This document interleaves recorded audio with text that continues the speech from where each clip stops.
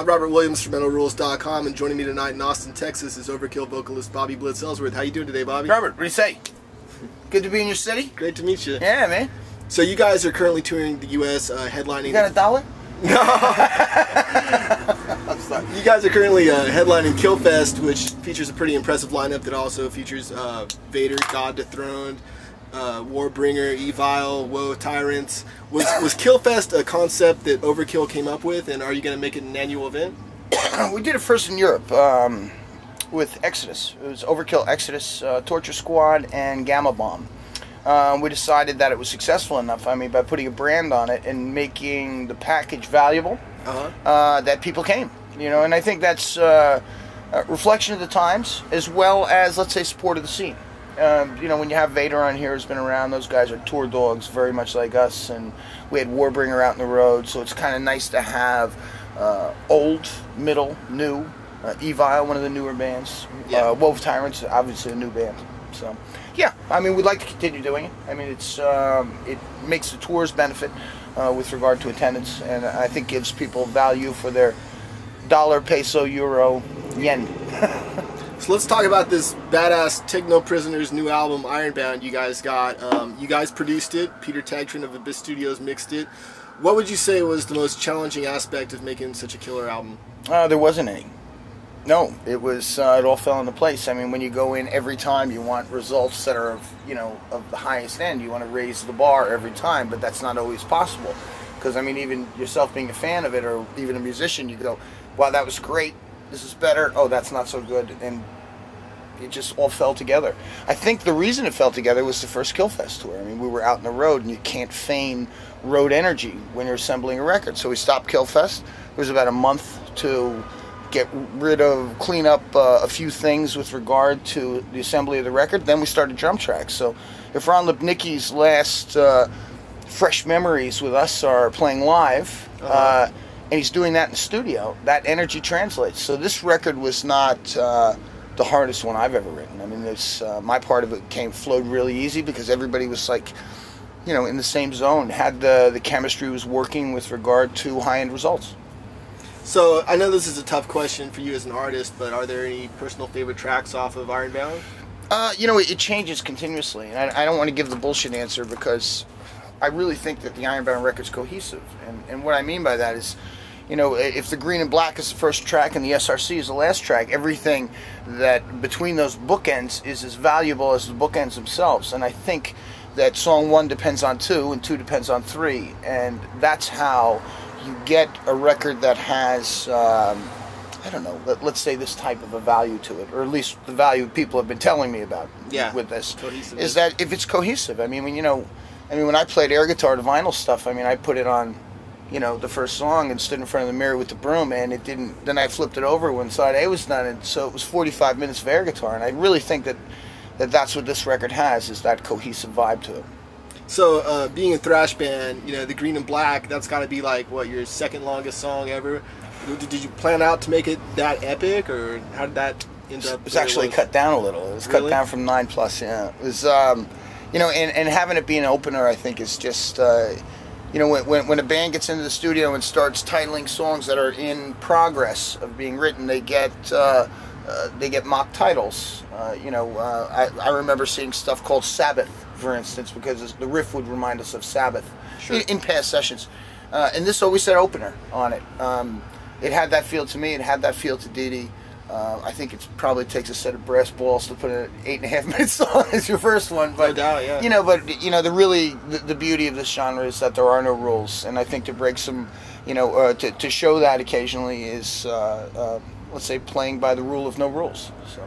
By the rule of no rules. So how much of Ironbound are you playing live, and which tracks off the new record are you currently playing on Killfest? We're doing the first 3 cuts, Green and Black, Ironbound, and Bring Me the Night. So if you add all that time up together, it's actually about 20 minutes worth of set and 3 songs. Did you guys pull anything out that you haven't played in a while? Yeah. You want to give that away? Or? No. No?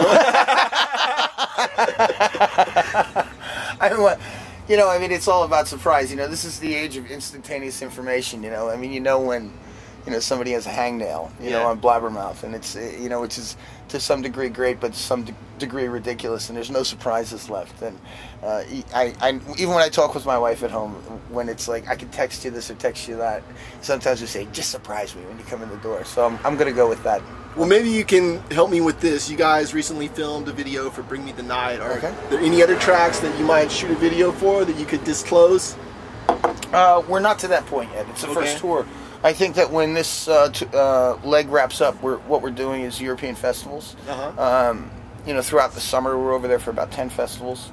And in that interim, we'll talk about whether the record has legs or not. And that's the business end of this. To be able to understand that another video will be cost effective to maybe bring this record to another level. And if that's the case, yes. Would I know which one I'd like to film? Yes. And that would be, and I don't mind giving that secret away because there's nothing in stone right now, but it would be Give a Little. Okay, cool. Yeah. So let's talk about that. You're playing some European festival this summer, including the Wacken Open Air Fest. And then I heard some rumblings about this fall. You guys are going out with Forbidden for the second half of 2010. Is there anything else on the table?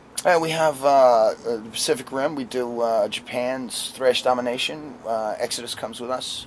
Then we do Australia. We're trying to add New Zealand, China, and Russia to that. We also have a second European run. So it's a pretty heavy year for us. Probably between...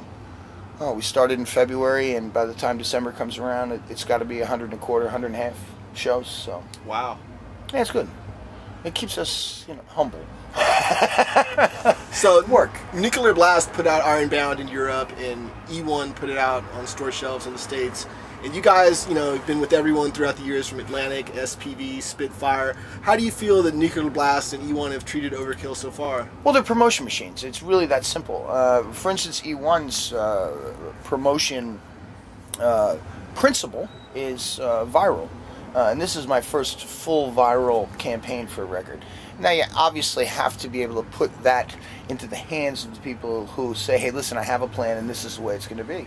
So, as we talked about Blabbermouth and the Hangnail earlier, I think every move that we've made has been Blabbermouth posted. Okay. And then from there, you get another link to whatever the interview may be, whatever the YouTube may be, where the pictures may be, where the, so it's actually worked really well for us. I'm really impressed with that campaign. Nuclear Blast is an absolute promotion machine. They're in Dunsdorf, Germany, which is like this cow town, maybe sheep, that kind of a thing. So it's in the middle of nowhere. I think there's a restaurant and a couple of shops, and that's how, as simple as it is. But when you walk into the offices of Nuclear Blast, there's 60 people working there, and every one of them has on, a T-shirt with a band logo on it. So you obviously know you're in the right place. I remember in the 90s, we had sat down, Dee Dee and I, talking to a guy about a campaign we were going to do for one of the releases, and it was at Atlantic Records. And, he was a nice cat, and he had a great office with a big oak desk and a, $500 sport coat on. And he said, we're going to do this, this, this. And he said, excuse me. He walked out, and I said, something, we're fucked. He doesn't know anything about it. My point with Nuclear Blast being that if you're shaking hands with guys in Death Angel and Testament and Suicidal Angels and Fintroll shirts, you know that... You're on the same page. You're on the same page. I'm comfortable in that room. So it's, we put our effort in, they put their effort in. The record charted in Germany. It was high. It was first week it went in at number 30. Wow. So that's it's a huge accomplishment even in the age of the download. But that due specifically to the strength of the record, but letting people know the record was strong, and that was their job. They did a great one. That is a huge accomplishment. Yeah. And speaking of which, you guys, this year marks the 25th anniversary of Fuel of Fire, the debut Overkill album. Any plans in the works to commemorate that achievement? Just to clear something up, Dee Dee and I recorded that record when we were both 9 years old, which makes us both 34.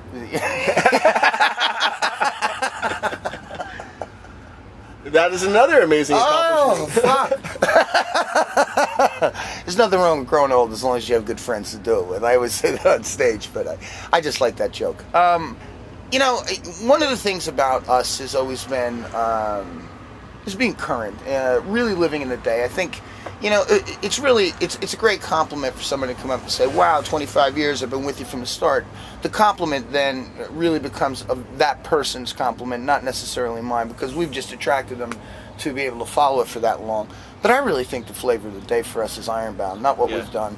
You know, and I think that you can even hear it on the Ironbound record, that sure, it's rooted in the old school, but you know, the other part of it is that there's progressive elements on that record with regard to guitar. There's a great guitar lines that are a weave through that record that gives it a whole nother dimension. There's, you know, there's some vocal stuff I tried that I've been trying to do correctly for years, and I used it on this record. And I think my point is that, you know, if guys or men refuse to learn new things, then sure, then celebrate my 25 years, because then it's about what I was. Yeah. But I think that if guys are still willing to progress, take chances, fall on your fucking face sometimes, then you're really talking about the day, and the day's Ironbound. So no specific plans with regard to, hey, it's Field of Fire's 25 years. You know, we'll throw a couple songs in the set and say, you know, cool. But my heart beats faster when they like the new ones. Yeah, definitely not stagnating. And when you're talking about the new vocal approach that you really try to perfect on Ironbound, is that more like the death metal, incorporating that death metal voice amongst all the choirs and your classic vocals? Sure, that's that was one of them in the song called "The Head and Heart." You know, I worked with Randy Blythe last year on a record, on a track actually for an Overkill record, and got to understand some of the things he did. I was messing with it as support voice for my own voice since '95. I had done a side project called The Cursed, where I had sang a whole song and kind of a deathy thing, a deathy kind of a vibe, and scored on it, but not scored on it the way I wanted to. So that's what I mean, like, you got to take the chance sometimes, you got to push it. And I think on this record, I used it correctly, you know, and I say, wow, it becomes kind of a feather in your cap to be able to say that after this amount of time that, you know, I'm willing, Dee Dee's willing, Dave's willing to try new things. And it's that's what makes this interesting. Not what it was, but more so what it is. So how do you get in that zone to try something new? Do you, like, you know, surround yourself with, you know, current death metal albums, or where does that come from, where you try, you know, a new vocal approach? Do you study it, or? Well, yeah, but you see, I don't necessarily do it with contemporaries. I'll pick something that's really low-ended. For instance, when I had done the record called The Cursed, I didn't want it to be an Overkill project. So what I studied for 3 months before going in was the essential Johnny Cash, because this guy has a low end in his voice that, if it was distorted, would be lower than most death guys. You know what I'm saying? I mean, when he opened his mouth, it was distinct and the lowest of the low when it came to tonality. So I wanted to understand how he did it. Now, obviously, I can't match him, but you can feel that when you're studying it, where you put notes. There's singers put notes in the mouth, they put it in their head, and they blow their top of the head out. Whereas a lot of deaf guys will go from here down. Will they go throat, chest, stomach? So theirs is more of a combination of this, where Johnny Cash was only this. And when I felt that the note would drop down that low for me, I knew that I was making progress with it. So it was kind of a weird approach to it, but it really worked well for me, I think. Wow, that's so cool that you're telling me, you know, how you do your vocal approach. And could we touch base on lyrically, where does your inspirations come from? And yeah, I mean, it's always, you know, it's always internal. I really think that, obviously, you know, and this is a generalization about them, I think that a lot of this scene is a community. And, you know, we obviously have a lot of the same likes and dislikes. And I think that we're a part of it. And when it comes to lyrics and what I've gone through over the course of a year between records, you know, you don't really have to take the notes. They stand out as red flags in your head. Whether they be the problems, the crosses you bear, the understanding of support, the understanding of unity, for instance. These are some of the issues on the Ironbound record. Doing your best under all circumstances. If you need help, all you need to do is ask me. These type of issues, generalizations. But I think that people understand that when you get into the lyrical end of Ironbound, because we are part of that community. So we're kind of thinking on the same level. And I think that one of the unique things about Overkill is that, regardless of the fact that it's a thrash band, And obviously we use imagery that is that to the negative in many cases. That lyrically the record's always as negative as the lyrics can appear. That once you understand them, there's really a positive end to it. It's really about disposing of the black to understand what the white is. So it's always been positive movement for me. And an absolute fucking cleansing. My wife loves it. New record? Yes! I'm getting a new man in like 3 months. Yeah, I can dispose of all the bullshit that I've collected over the course of a year. And I think that bullshit is a lot of the same bullshit people who buy tickets to the shows have, and that's where the identifiable community end comes from. So talk to me about working with Peter Tegtren at Abyss. You know, you did the mixing on the album. It was unique. It was the first time we weren't twisting knobs in the studio in years. I mean, when somebody's mixing, we're there. So when you want to change, you say, hey, you know, I need to... I hear the vocals being masked by the kick drums, for instance. There must be some fighting frequencies going on. It's really easy to drop me in because of where my voice sits normally. And I would get that result immediately from someone mixing it. Oh, I'm going to add some of this or detract some of this frequency. In the case of Peter, Peter mixed it by himself. And we were in New Jersey waiting for mixes, you know, like every day. And we get them over the internet, download them, get the phone, send emails back, and then you have to wait another day for those changes. So that was the most unique part of it, was that we weren't hands-on, you know, and right from the early days, we've always been there for everything. Now, did he come by way of recommendation, or did you hear a certain album he had done and you wanted him, or how did that work? Well, he's the ladder climber right now, in my opinion. You know, Andy Sneap was a few years ago. Prior to Andy was Colin. We've worked with Colin Richardson a few times. Prior to that was Terry Day. We've worked with him a few times. All great guys in their own right. But there's something about the hunger of the newer guy.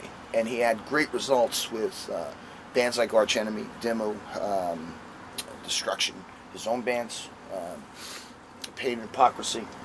So my feeling was, Dee actually presented it to us, and my feeling was, I said, you know, let me do a little bit deeper research into this, and we looked into it, and we said, you know, the thing he does is make them all sound like themselves, as opposed to having just a stamp of production. You know, I can always pick out an Andy Sneap record, for instance. They always sound fucking great, but it's an Andy Sneap stamp on that record. Where I think one of the unique things about Peter is that the stamp of the band shines through, where Peter understands the band more so. What he did was, in this case, I think he brought Overkill to a less mechanical sound and to some degree more organic. The drum sounds more like the drum than a manufactured piece. So that's what I think he brought to this, was that he brought, when we presented him the tapes of Ironbound, he said, I like it, I can make it better, but I can make it better within the Overkill vein, not necessarily the Peter Tegtren vein. So really, really unique, I think. So, you know, after making an album that's, you know, such an achievement like Ironbound, from here on out, what would you say your long-term goals are in this band? I'm going to see my wife in about 5 or 6 days. Yeah, we, you know, it's we've always had a real good blue-collar work ethic. You know, it's real simple for us. Get the job done. Do as many shows as possible and condense it in the amount of time. We've kept life in balance for ourselves, whether that be family and professional. And I think that when both are working, it makes life easier on the whole. And then we just continue to plan with regard to touring, with regard to touring, with regard to touring. So as long as we balance the time between where we're going and being home, everything should work out fine for us. I mean, you know, I don't think in terms of retirement. I always said I'll do this as long as I enjoy doing it. And you know, I think the smile on my face says it all. So the most important show is right now. It's Austin, Texas. You know, that's, you know, this is the next you know, step rung on the ladder. So. Well, very cool, Blitz. Any last words for your fans watching at home before we wrap this up? We're filming this?